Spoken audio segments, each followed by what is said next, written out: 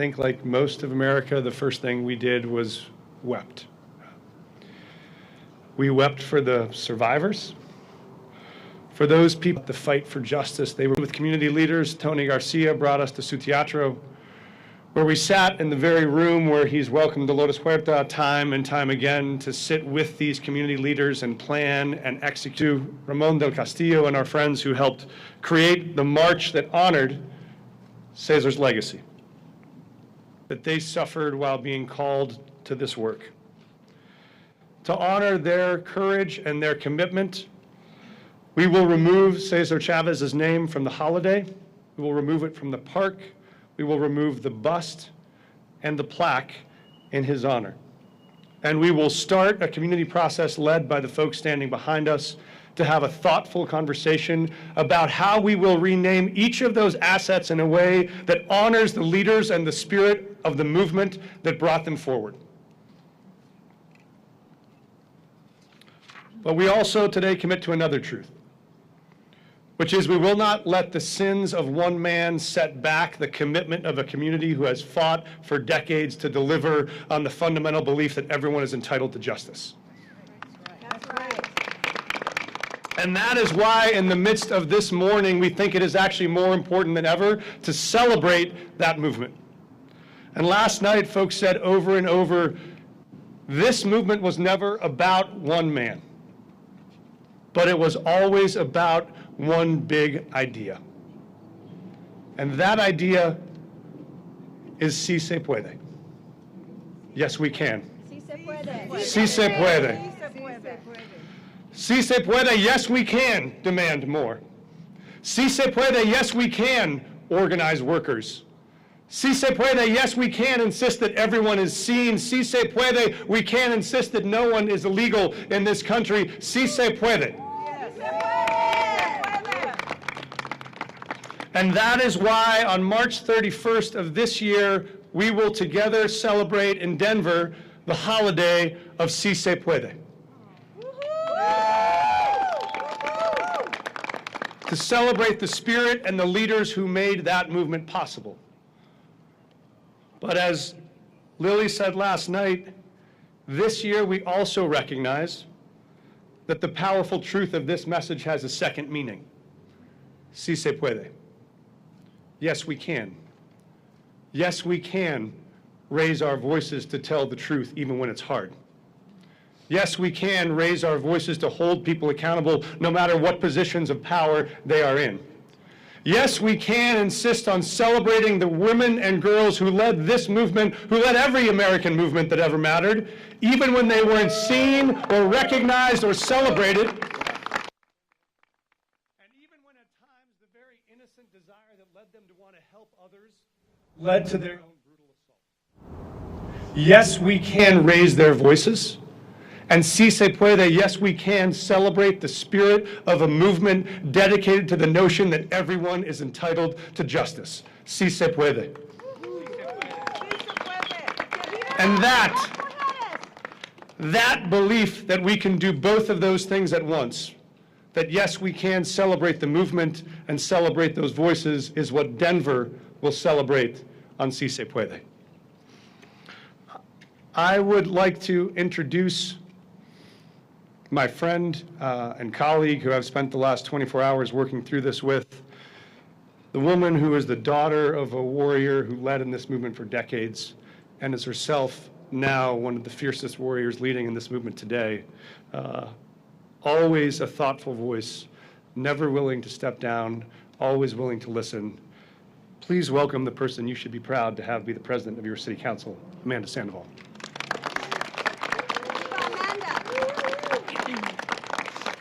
People are grieving, questioning, trying to make sense of something that feels so painful and so personal.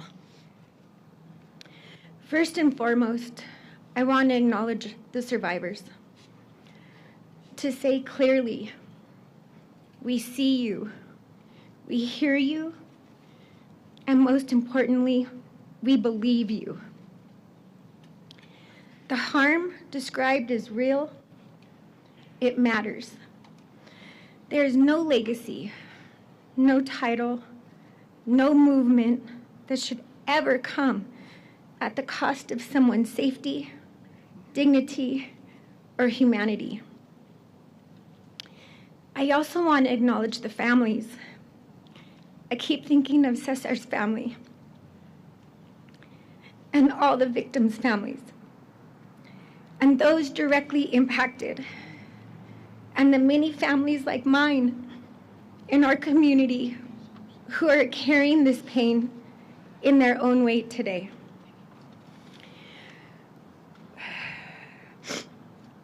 For many of us, this is not just news. This touches our history, our identity, and the stories we were raised on.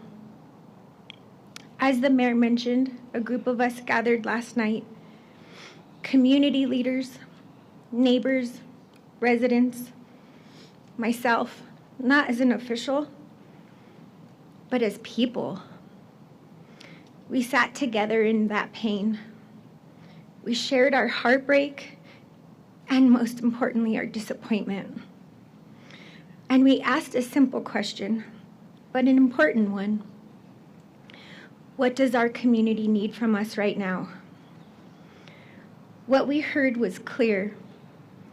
Our community is asking for honesty, for accountability, and for leadership that does not look away. As the mayor mentioned, in Northwest Denver, we have a park on Tennyson named after Cesar Chavez. And after listening, and as a necessary one, as we begin to process this moment with care and respect for those who have been harmed. But removal is not the end of the conversation. It's actually just the beginning. We will take the time to come together as a community and determine what that space should represent moving forward.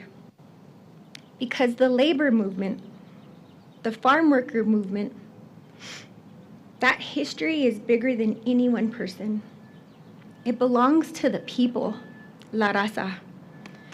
It belongs to the workers, the families, and the generations who sacrificed for dignity and justice. As the granddaughter of a farm worker, as the granddaughter of a union leader, as the daughter of a tamalero, as the daughter of a social worker, social justice worker, this moment is deeply personal to me. I carry the stories of struggle, resilience, sacrifice with me every single day. And I know that the movement was built to protect our people, to lift them up, to create opportunity, and to affirm their wealth. That mission does not change, but we have the responsibility to tell the truth, even when it's hard. We cannot build a future rooted in justice if we are not willing to confront the harm when it comes to light. Holding that truth is painful, but necessary. Now is not the time for silence. And now is not the time to turn on one another, which we so often do in our community. It is a time to come to compassion. It took 7 generations of those who became before us, the farm workers, the organizers, the mothers, the fathers, the labor leaders, the advocates, to get us to this moment. In Denver today, we are living history. We have 6 Latinas serving on Denver City Council. The first time in Denver history. That did not happen by accident. It happened because people believed, fought, sacrificed, and believed in something bigger than themselves. And now we carry that responsibility forward. We must be thinking about the next 7 generations after us. my daughter, my nieces? What will they inherit from us? I keep asking myself. What values will we leave behind? What kind of community will we build for them? And I know this. We will not walk away from the work. We will not abandon the values of justice, equity, and dignity. We will lead with honesty, with accountability, and with our corazón, our heart. We will move forward together, and together we will continue the work. I went through the marches and the boycotts of grapes and lettuce and even strawberries. Why? Because people were picking them and they weren't getting paid and they were treated with disrespect for the work that they did to feed our country. Now, Cesar Chavez was the one that we thought really led this whole movement. He was there, so was Dolores, and all these marches we took. So I was really shocked, and I was really saddened, like the mayor and the folks behind me, of the news that we heard about him.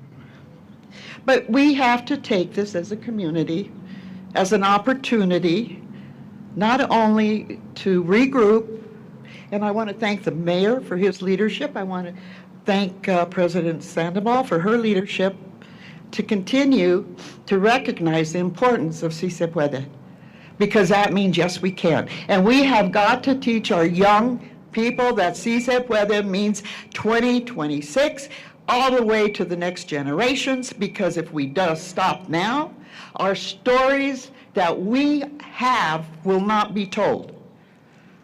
So I stand here today and I want to again thank the mayor and thank the president of council. In 2000 and 2001, I joined with a group of Hispanic Latino elected officials throughout the country to say we have to honor Cesar Chavez. So I initiated the legislation in city council, got all 13 votes and the mayor's support to name a holiday for him. But I'm confident with the leadership we have today in our community that we will find a way to be stronger. This will give us an opportunity to listen and to learn and to be together so we can share our history with our children, our grandchildren, and future generations to come. So thank you, Mayor. Thank you, President Sandoval. I appreciate what you're doing and to bringing us together. Now I'd like to introduce to you Ramon de Castillo. Ramon took when we did the little celebration of signing the declaration for Cesar Chavez Day for the city and county of Denver, employees got a day off. I turned to Ramon and I said, it's community and it's people like you, the leaders of our community, that have to carry this on. Because one person never does it alone. He did it. His organization, the Cesar Chavez, they have done an incredible job all these years, and I'm very proud to introduce you now, Ramon.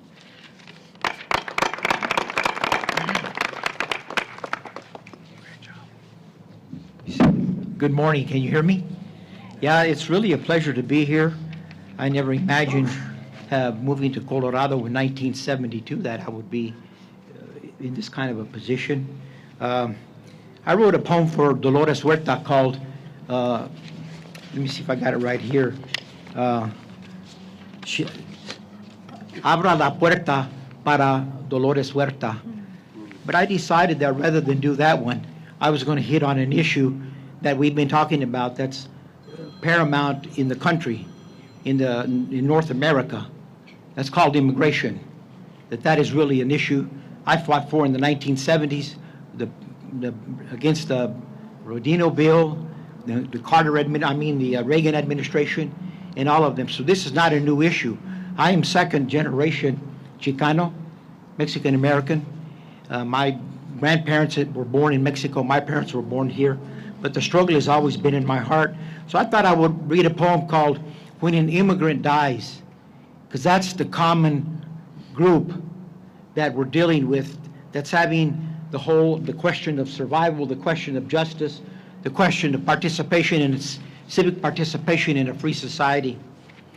When an immigrant dies, no one cries. Statisticians simply report more lies. They add a fictitious name to a scroll about the unknown, and morticians build undecorated wooden caskets. But there's an emptiness in flower baskets when an immigrant dies. When an immigrant dies, those guarding the front gates continue groundless debates. Sheriff's posses wearing fake badges, written unreasonable demands with pistols in hands drawn from their holsters. They can't hardly wait to put another notch on their pistol belts. As the snow melts, they claim a victory, but El Alma continues to remain a mystery when an immigrant dies. When an immigrant dies, the troops dressed in green and some in blue line up without a clue, and with plastic gadgets, ceremonial Minutemen lined up in single file, and they salute Old Glory, but they've never heard the true story of women sweating in the fields for worn-out dollar bills. They have never seen an umbilical cord that's severed from a member of this brown horde. They worry about their pockets being fattened, paid by tax dollars, covered by sangre molida, que ahorita está bien podrida. And nobody hollers during another stormy raid as the dust settles and ice, melted by the sweltering heat of oppression, falls upon that statistician who's seeking out the regression as the families march solemnly to El Panteón for termination rituals followed by historical rites created as ceremonies to honor the dead when an immigrant dies. When an immigrant dies, a woman hides behind a black shawl. She secretly sneaks into the church hall. The worms, they start to crawl, and the baby lets out a loud bawl. A father holds his children in paralyzing fear that fills the air, and grief is suppressed. A corrido is created for posterity, and palateros tip their hats in respect as melancholy spreads like fire, but no one really cares when an immigrant dies. When an immigrant dies, the hot, dry winds, like the melodious cries of La Llorona, ooh, fill the hot deserts and fill to the brim with chip bones y calaveras. The sands become moistened by tears of a drying sun as they cover the coffins laid in the womb of Mother Earth. But there is no mirth. Only despair fills the air when an immigrant dies. When an immigrant dies, El Espíritu flees back to La Frontera, and he climbs that monstrous wall, seeking solace as the morning dew waits for a clarion call. And the immigrants, they stand in line for the last reveille as the bugler blows the horn, saying adios to a mother of the corn, while innocent children mourn, watching tierra cast upon an empty castle. In the spirit, it finally escapes to the heavens, and like a kite with the long tail. But no one ever knows, y sabes que, nobody really cares when an immigrant dies. Gracias. I want to introduce a young man that I remember when he first started writing poetry. He's become an international poet, and really proud of the work that he's done. So let's put our hands together for Bobby Lefebvre.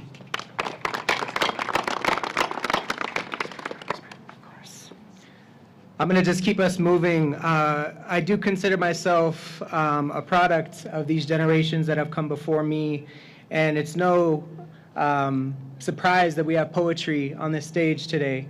It's the container that we use to hold what we cannot language.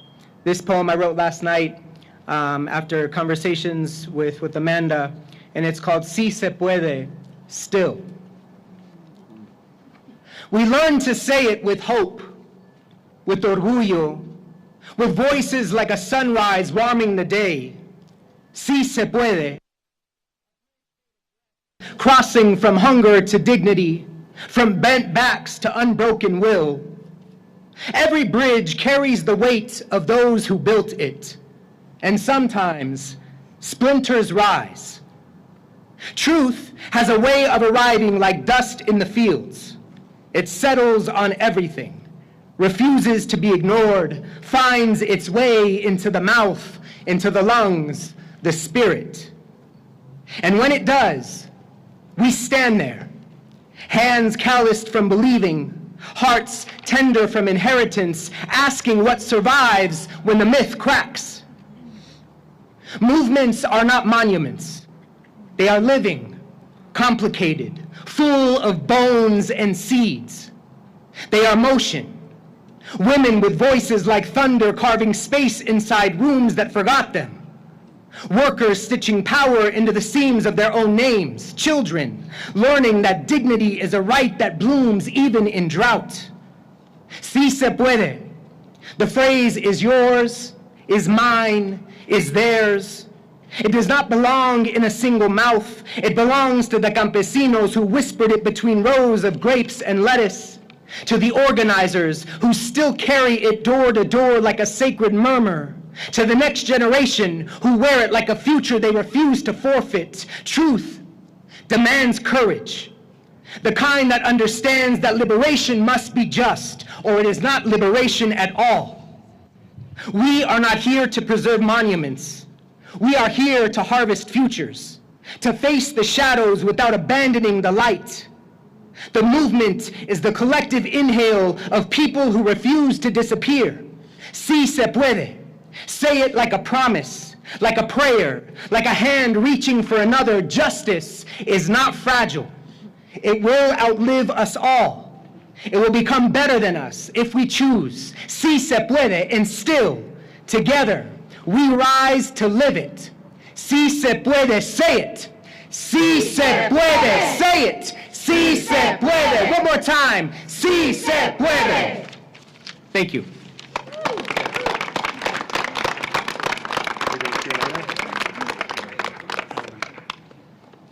The President and I are happy to take a couple of questions if folks have them, or if there are community leaders who you want to ask as well. Yes. ¿Nos podría compartir en español cuáles son los cambios que van a pasar ahora? Sí, gracias.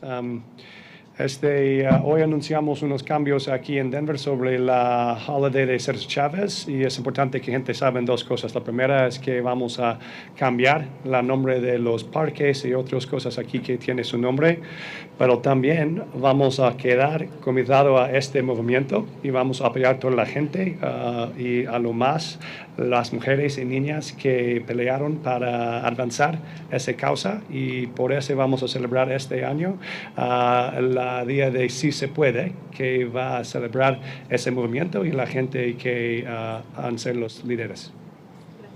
A usted. Denver has its own history. Corky Gonzalez is often regarded kind of in tandem with Cesar Chavez's legacy. One's the heart, one's the fist. How does Denver reflect on its own movement? The Chicano movement as a whole, when one part of it, Leaders here.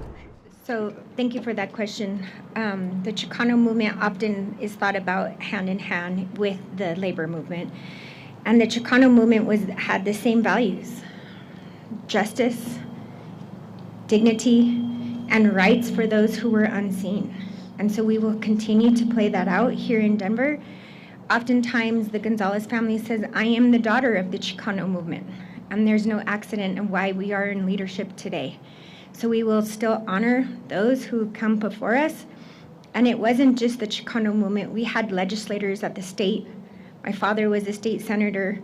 We had Castro, we had lots of people who were part of that movement, and we will still honor them as we are today.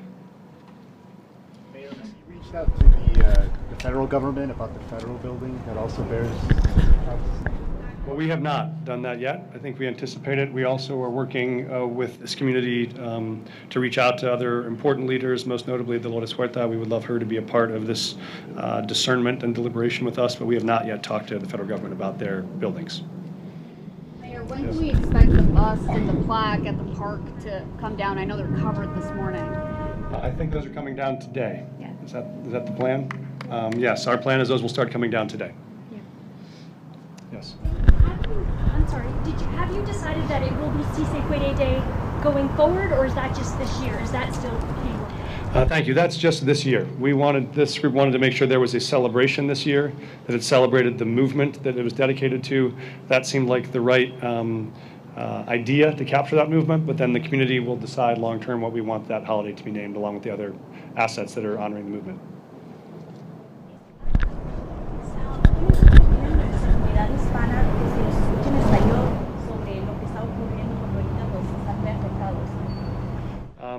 Sí, creo que por la gente que están escuchando, queremos que saben que todavía ese va a ser un día muy importante de celebrar las cosas que han trabajado para traer justicia a toda la comunidad, y sabemos que ese día, que vamos a llamar Si Se Puede, es para dar honor a esas personas que ya han peleado por esos proyectos, y también decimos que oímos la gente que ha sufrido en este momento, las mujeres y niñas que son víctimas, y ya tenemos que respetar a ellas, y también para respetar a toda la gente, hombres y mujeres que trabajaron duramente en este movimiento para ganar, y ese día intentamos hacer los dos. How would you kind of want to touch on the truth about Cesar Chavez as you continue telling the history of the Chicano movement here in Denver and around the country? I think there are people here that know him and his work much better than I do, many folks who have worked alongside them, so I'll leave it to each person to tell their truth about what that story means. I think what we're committed to is making sure that the movement that was led by tens of thousands of men and women whose names we may never know is not lost, and their success is not taken for granted, and their heroic accomplishments are not tarnished by the actions of one person. And so I think this was why we wanted to speak out today, was to say we see those survivors and we celebrate them, and we also continue to fiercely celebrate all the men and women who led this movement and are leading it today when the fight still continues. Process of renaming the park? It's a complicated process to change the city holiday and to change the name of the park. So we're working with the administration, but ultimately it would lead through a legislative process through city council. The holiday was created through a city council ordinance. So to undo that, it would take a city council ordinance to rename the holiday. And oftentimes with the park name change, it's the same thing. It is through a city council process and through an ordinance. And so we'll gather together when our community, like I mentioned in my speech, when the time is. For right now, what we heard last night is we all are grieving. And we need a minute to handle the disappointment, the heartbreak, and the shock. And when that time is, we will come together, and that is a vow that the mayor and I have made together, is to honor that and all of the people and be inclusive of everybody. So just to clarify, there's not a new name identified yet? There's no early ideas there? Okay. We saw a tarp covering the sign at the park this morning, a wooden box over the bus and some paint over names. Yeah. Was that the city or was that just people? That was us being proactive. We didn't want to see vandalism in my park and our community. And so when we gathered last night, we all made the decision to cover the park, the sign in the park and the bust. And at the park, Cesar Chavez's name is etched into concrete. And there's a couple other pieces throughout the city. So from what I understand from Parks and Recreation this morning, the sign has been removed. The bust is in the safekeeping of arts and venues, and other assets are being preserved right now so that vandalism doesn't happen. And I will just ask that I ask all community to please don't judge. Right now, we need to lead with grace. And so please don't go around and vandalize and use this as a reason to vandalize our city, because it's not. We need to come together more now than ever.